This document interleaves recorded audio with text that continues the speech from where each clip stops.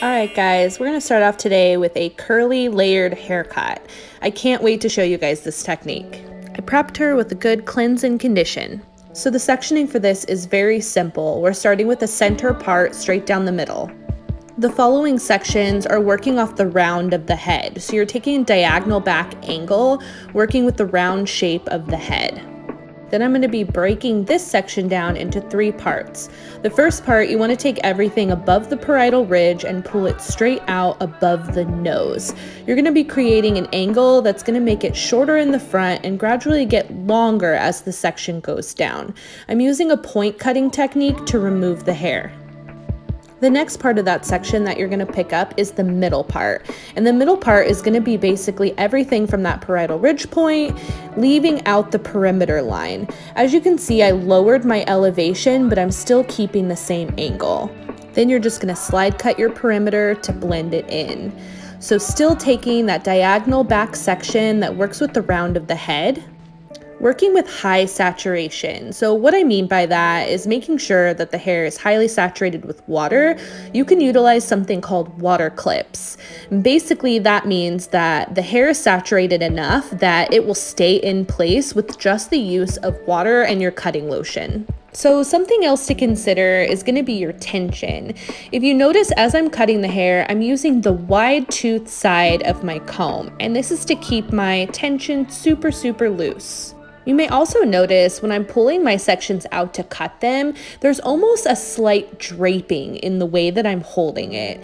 I'm holding it at the correct angle, but the slight draping is really just going to help the tension and not lose too much length for the shrinkage. Coming in with these different techniques with different points around the face is going to give us a nice strong line around the fringe and really soften up as it connects into the rest of the haircut. So again, we're still pulling everything. We're working with that round of the head, pulling everything forward. Everything above the parietal ridge, you're going to want to pull straight out over the nose using that diagonal finger angle to really soften the edge of the fringe. I'm using point cutting to remove the hair, keeping my tension nice and loose with that drape. Moving into the second section, I'm lowering my elevation and connecting that short to long line. Then just using the slide cutting technique to connect those 2 sections in a soft way. Once you finish the perimeter shape, you should get something that looks like this. Next, we're going to go in and build up some texture and weight.